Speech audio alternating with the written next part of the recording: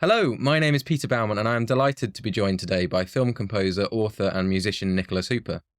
Nick is a Grammy-nominated and BAFTA-award-winning composer best known for his original scores to 2 of the Harry Potter films, and across a career spanning more than 3 decades, he's amassed a back catalogue of nearly 300 films and TV series, including State of Play, Land of the Tiger, My Family and Other Animals, Birdsong and Disney's African Cats. In recent years, Nick's ventured into the written word, including a series of detective novels, a children's book, and the reason we're here today, an innovative new series of poetry, prose and music known as Dawnings. So Nick, first up, for the benefit of anyone who is joining us for the first time, who's never experienced Dawnings before, can you just give us a bit of an explanation about what it is? Well, it's a way of keeping creative in my life. It's very simple, really. I get up in the morning, go down to my shed, which some people might call a studio, and I will do a meditation or a bit of mindfulness, a bit of breathing to sort of wake myself up. Then I will go to my desk, and for a quarter of an hour, I will write something. It's turned out mostly these days to be poetry, but in the earlier days it was prose as well, thoughts, ideas, and they would be, broadly speaking, philosophical ideas about existence, about us. Some personal, some less personal. Thoughts on the environment and my worries about it. And the old love poem to my lovely wife Judith, which you may or may not get to see. Then, having written the prose or poetry, I go to the piano and I record an improvisation straight off, which would last about 3 to 5 minutes long. And it's basically unedited and quite raw, and it's just this piano and a couple of mics.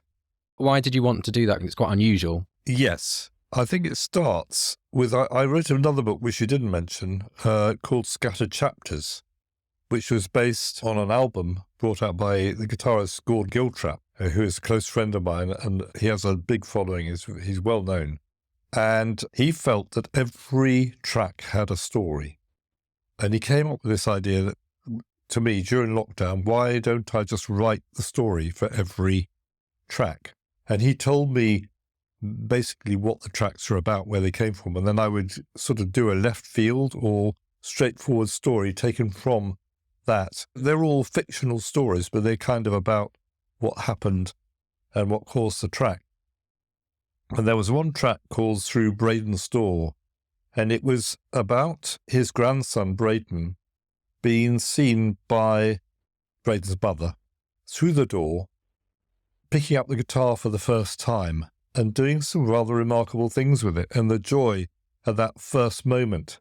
And that's what inspired me to think, well, isn't it amazing when you just do something for the first time without going back over it and cleaning it up or polishing it? And what is it in that first moment that's a bit of magic? And that was the reason why I thought I would try this myself. Was this a light bulb moment, or is this something you've wanted to do for a long time? It was pretty light bulb. I think Scattered Chapters was what made me think, gosh, what would happen if I did this? And there was another point to this. I realised that I was a bit short on time and I hadn't got any ideas for books at the time, because having written 6, I sort of ground to a halt a bit, although there was plenty in the sidelines. And I wasn't composing stuff for film. So I thought, I want to keep both these things going. So in a sense, that's also what it's about. It's about keeping my skill as a composer, improviser, and my skill as a writer, or developing them, particularly as a writer, more as time went on. And then it just became, well, I wouldn't call it an addiction, but it's a very good way to start the day, because I get up before breakfast, before anybody else has got up. I've got dear Rose, who I'm a sort of carer of, who's now 19 and is in a special school but doing really well. And I got Judith, my lovely wife. And what will happen after Dawnings, I will make a cup of tea for Judith and me to have a chat before we wake Rose up to go to school. This is a very quick process, and it's before anybody's up. So I never get interrupted, except by a blackbird or a thrush. Which do sometimes make it into the recordings. They do, don't they? There's a particularly good thrush at the moment, song thrush, who obviously starts everything off at about 6 o'clock.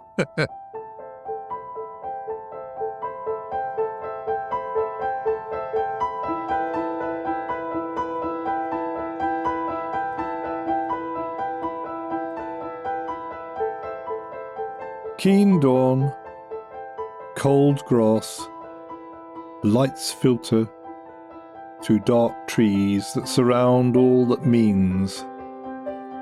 So we walk down to the warm, the welcome, the idea that comes and goes, comes and flows over the fences, hedges, walls, buildings, roofs, and into the everlasting sky.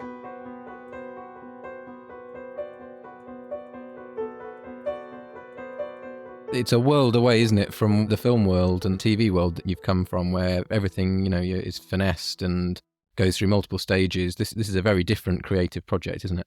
It is. In one sense, it's completely different because of the lack of editing. But there is a similarity in that when I was working for film, I was writing music to a story. So in effect, words, somebody's words at some point, a script, would then be turned into actors or animals or whatever.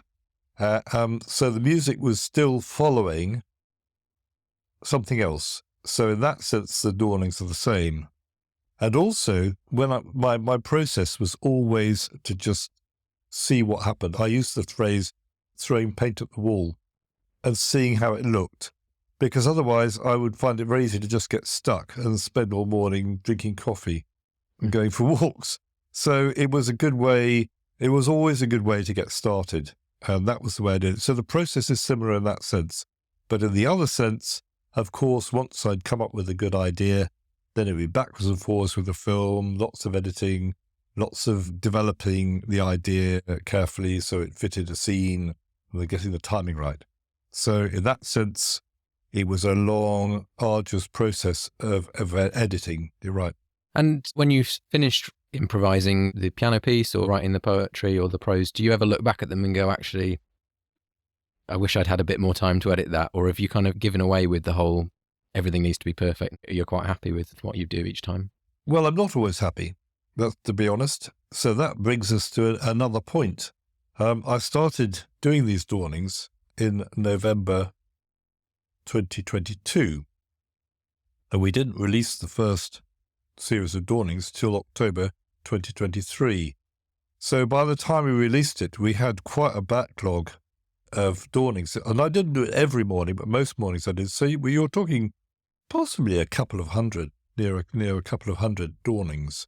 So my process after that was to go back and look at what I'd done and say, yeah, that's good enough. I can put that out. It isn't full of mistakes and stumblings, and it does make sense. As creatives, we can sometimes be obsessed with the idea of perfectionism, and we can't possibly release something that isn't absolutely perfect and isn't the best thing we've ever written. Have you enjoyed the process of setting yourself such strict creative constraints, whether it's just time or the fact that most of them are on the piano and you're not having to write for full orchestra? I have.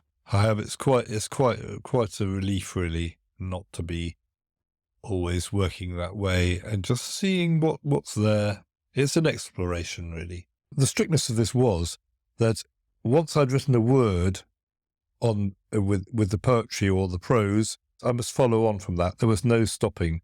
I couldn't go back and say, oh, well, I don't like that, I'll do another one. And it was the same with the piano. Once I'd played the first note, there we went. We had to keep going and see what happened. So totally fresh and totally without going back, without editing. I would confess that one or two have been edited because of some rather sad hitting two notes at once or spelling mistakes in the poetry. But that would be all. Still, the freshness of the performance will be there for you. And it's purely your music. There's no one telling you to rewrite it or anything else. No. There might be some people that say I should, but no, there's no point because I'll write something else tomorrow. There'll be something new, hopefully. And it won't, I have patches where it's really flowing well, and I have patches where I'm not so sure, because everybody goes through that. So thankfully, I have a nice backlog, of an extra 260 Dawnings to go from if I run into a bleak patch. But some of them are pretty bleak anyway, to be honest, and quite necessarily so. And if people enjoy it, so much the better. If they don't have to listen to it. Simple as that. I wouldn't guarantee the quality of what I do because there's nobody else telling me how good it is apart from the people who listen to it, and they can make up their own minds about that. So you're not going to get every Dawning because some of them don't work. Some of them don't work musically, some of them work poetry-wise, and some of them just sound horrible. So apart from that, as I've said before, if there's just a really annoying little mistake, I will, if I can, edit that out. But I think we could say in the last 99 Dawnings, that's happened about 5 or 6 times. So it's mostly completely unedited, apart from your correcting my spelling from time to time, Peter. From time to time, yes. Typo slips in. Do you ever wake up in the morning and go, I just can't be bothered with this, I don't want to do it, and you don't do it? There will be mornings when I'm very tired and I wake up and then everybody else has woken up, so I've slept in, and then that's gone. I missed it. Mm-hmm. When going away, I've taken the ukulele with me so I can continue the process, and that proved to be quite a worthwhile experiment. So going to Wales or going to the Scilly Isles or going camping, I've done the odd Dawning with the ukulele, which obviously is kind of the opposite to a grand piano. Which brings me nicely onto a question about the process. So most of these are recorded on your Blüthner piano that you've got? Yes. I've got a lovely Blüthner piano, 1923. It had to go away to have its action changed because I want to use it also so that I could orchestrate some of the pieces later on if I wanted to, so I could put MIDI into the computer as well as recording it. That's a complicated thing, believe me, but it can work. And quite a lot of the Dawnings were done on a different piano that I was lent in the meantime, which was absolutely great, except that the bottom end wasn't very good, a bit clunky, because it's a smaller grand and the bigger one has got a lovely deep resonant bass. So I've got the piano, and then I've got 2 Sherps mics, which is basically done in a format with the 2 microphones facing outwards, but recorded in stereo, about 7 feet away from the piano, with the piano with the lid half up. That gives me the sound I like, and I worked it out with somebody called Ben Savage, who works for Yellow Technology, and who's absolutely brilliant with sound and mics. That gets recorded, and I will listen back to it at my leisure, and then think, is that good enough? Some will be definitely no. Some will be yes, but not bold yes. And some will be bold yes, in which case I'll definitely look back at them when I'm going to go through the process. That's the music side of it. The writing side of it is much simpler. Basically, it's just a long book of poems and prose, one page after another, which I can look through, and I can then, copy the bit I want and put it into a little folder and send it to you. We've got a well-oiled process now, haven't we, for getting them back and forth. So in your studio, you've got a fixed setup, but some of these are recorded literally just with an iPhone sat on near the piano and making the most of what you've got available. Yes, absolutely. I have tried very recently. I went to Wales and I took a better microphone for my computer, a little Yeti microphone, and I've tried recording guitar on that. In the performing world, you are probably best known for your guitar performances, aren't you? Yeah. And then through your film and TV scores, you've written music for pretty much every instrument under the sun, I would imagine. Yeah. So it's interesting that you've gone with such a piano-centric focus. Is it just that it's more creatively freeing because you don't have that kind of muscle memory as much as the guitar? I think that's one way of putting it. The other way is that actually during my film career, I used keyboards all the time to input MIDI into the computer. So my whole method was using a keyboard. So I realized that actually my compositional brain worked with the keyboard and not with the guitar. And you needed to keep it as simple as possible as well, I suppose, because you could have gone, I want to score each of these for full orchestra, but it would defeat the purpose of the kind of 15 minutes and it's done. Yes. You'd be there for the whole day. Yes, indeed. When I'm playing the piano, I can hear other instruments when I'm playing. It's always been the case. So the piano's always been my way of composing. So I can hear flutes, I can hear the horns, I can hear string chords and various instruments as I'm playing.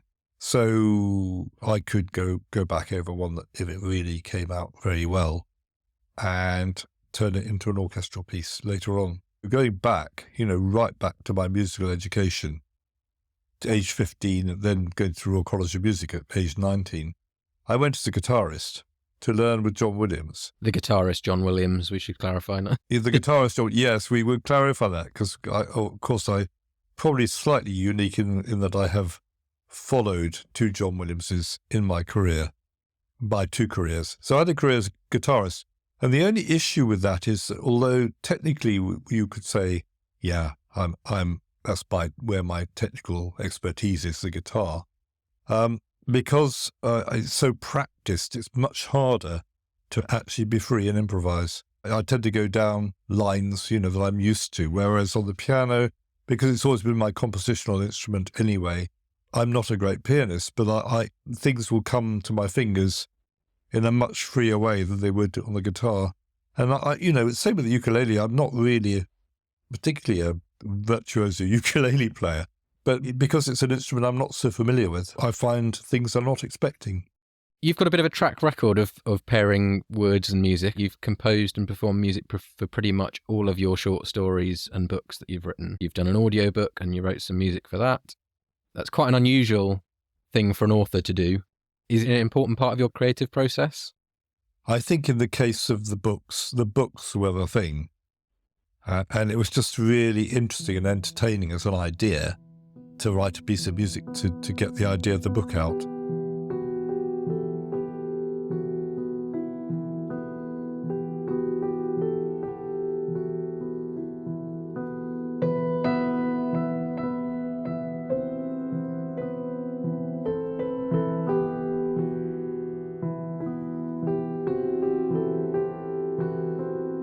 Bird Being by Nick Hooper.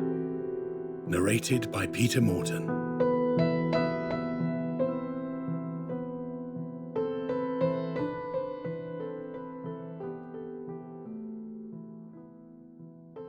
Is it always words first and then music, or do you sometimes mix it up?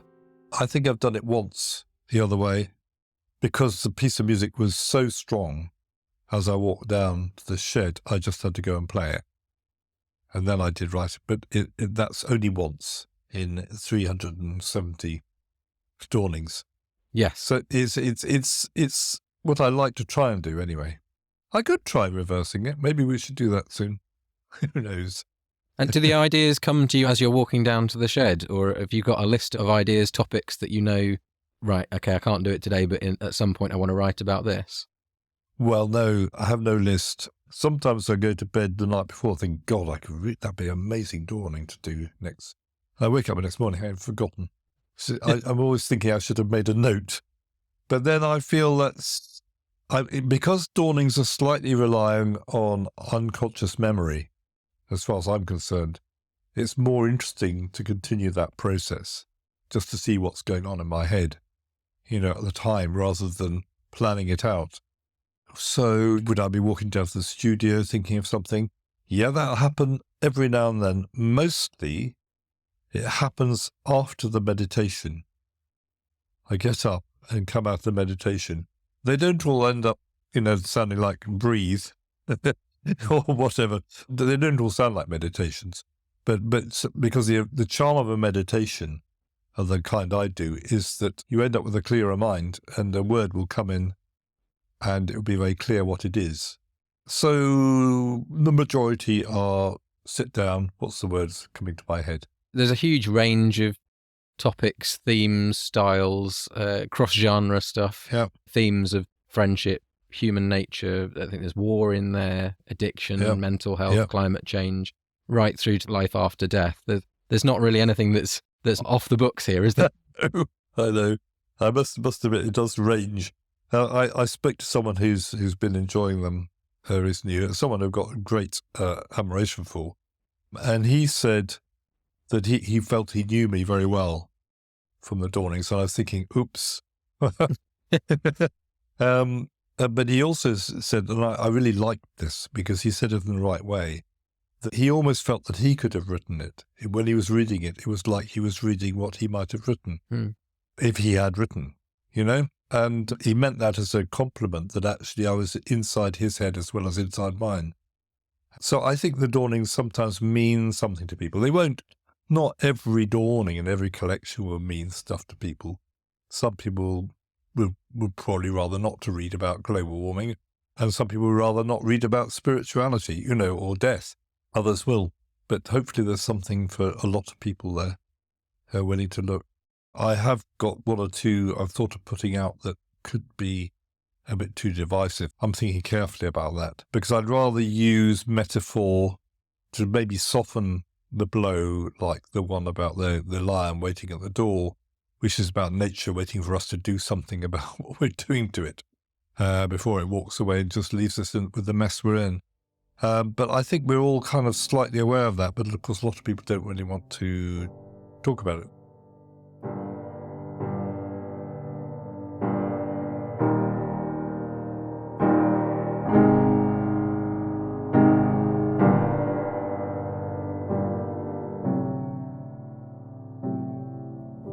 While the lion waits at our door, and we humans chase our tails round and round, round and round, the fires rage all round the earth, the gases surge and fill the sky, they make no sound, they make no sound. Unselfish nature in a trap gives us excuse to hide our heads in the sand, in the sand. That very nature closes in, its hot breath now we truly see, so close to hand, so close to hand.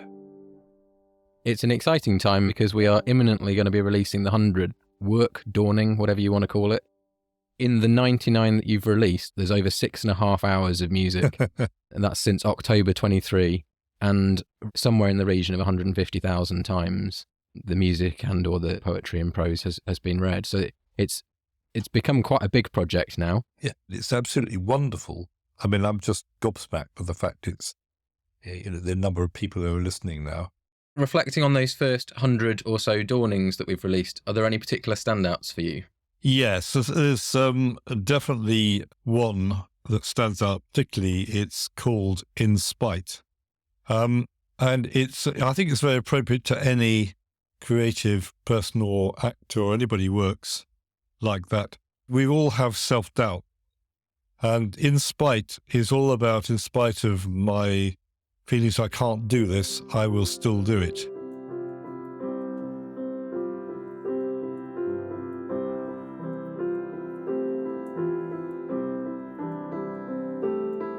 In spite of everything that I put in my way, in spite of every discouragement that I seek, in spite of every distraction that I can find, in spite of all the fences that I must climb, in spite of all the traps that I can stumble into, in spite of all the rivers that I must cross, in spite of all the tragedies of the world, in spite of all the neglected that need me, in spite of every blind alley, red herring, wrong turn, mistake that isn't, despair that needn't be, I write to find my soul's journey.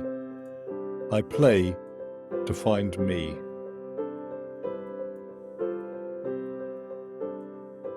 One that stands out in particular for me, and not just me, but actually I think is the most listened to music track, is That Magic Place.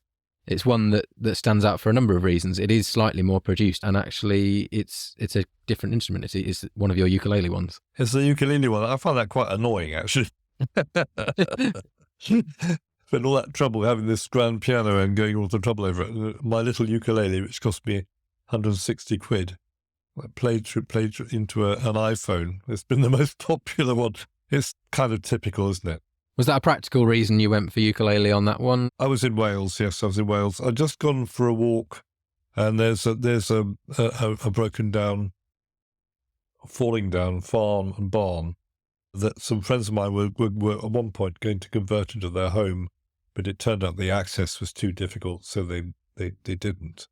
But they showed me this place, and it is just totally magical. You could just stand there and imagine living there or what it was like, or rebuilding it or turning it into something. And it's woods and it's a lovely grove-like place and a stream.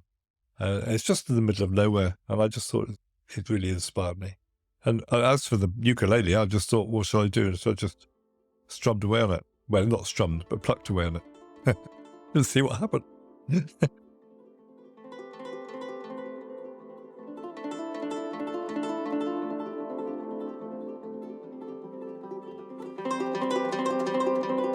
Slipping and sliding down a field of turnips, I found a magic place. An old ruined barn that told us centuries of farming life with trees all around and a brook running by. Its magic was contained in history and imagination. To take this place and make it a home again would be a dream. The gentle dapple light coming through the hazel and oak that surrounded the small holding, making it heaven to walk in. The quietness leaving one undisturbed by neighbours, motors and hot tubs. I had the thought of at last finding my dreamed-of place and lovingly rebuilding it. A dream I'd had as a youth.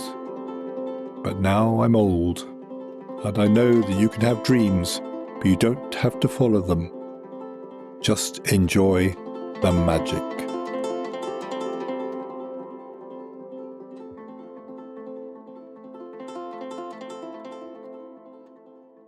So 12 collections in, or imminently 12 collections in, yep. Would you say it gets easier, harder, the same to come up with all of these ideas each day? Or have you got into a bit of a flow now? I would say that it's both. I would say I'm more practiced than I was. So I'm probably, technically more able to pull things together. But I think there is a bit of a pressure of knowing these are being listened to now. But I've got more tools at my disposal, I think. So similar.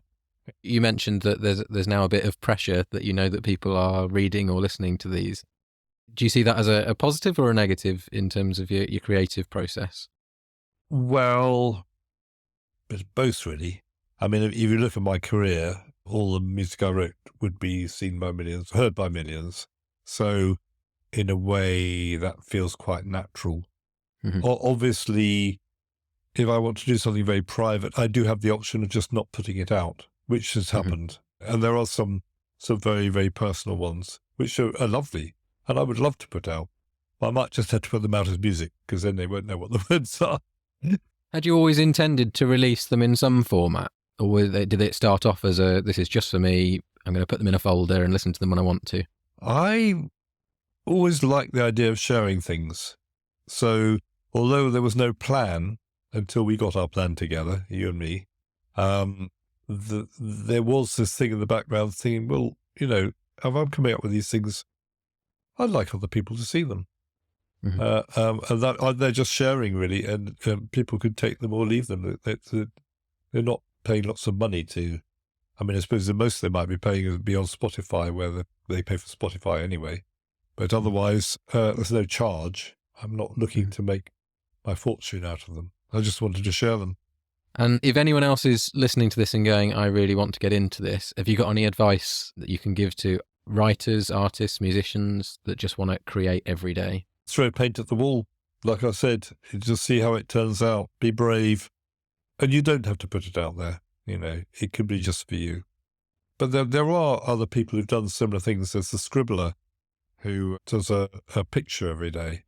He's very established in the world of animation, and he does some wonderful things where he tells a story, there'll be words and there'll be a picture, which is another of my inspirations, actually, the scribbler.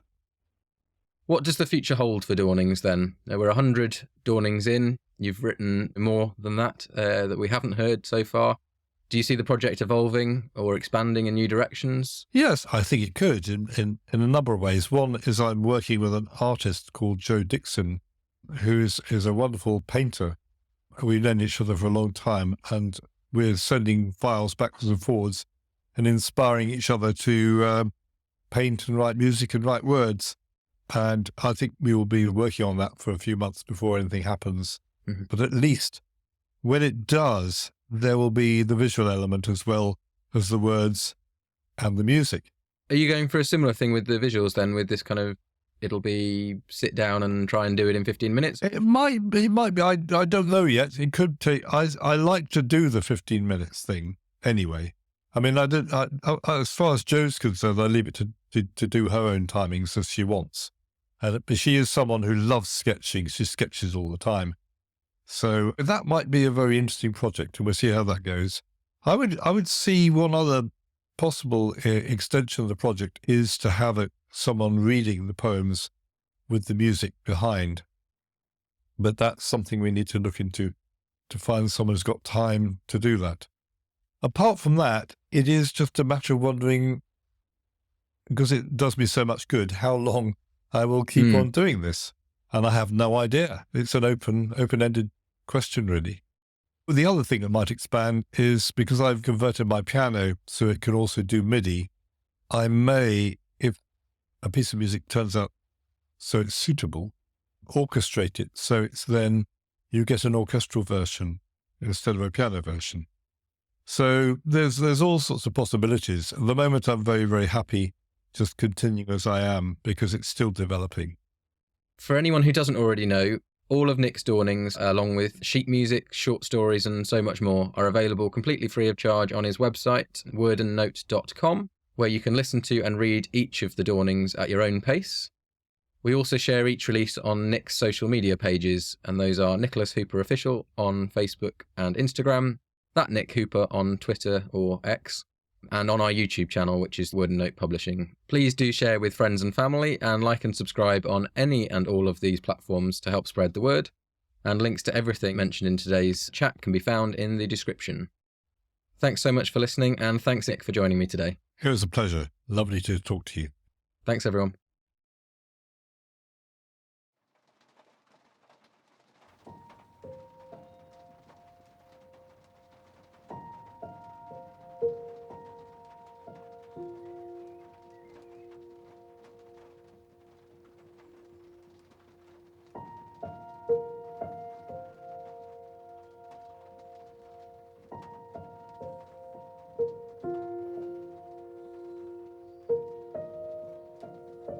Listen. Drops of rain making an ever irregular beat on roof, on window, on hood, on umbrella, on head. Behind that sound is another, but we cannot hear it. But it's there. We know it's there because when the rain stops, this quietness will be audible. A little breeze maybe, or a heartbeat. Listen. In this noisy world, there is a little quiet, but if you wear headphones while you walk down a country lane, you will miss it. All that quietness that surrounds us when the loud stops and leaves us with a sense of the universe, the world, the trees, the water, the thrush.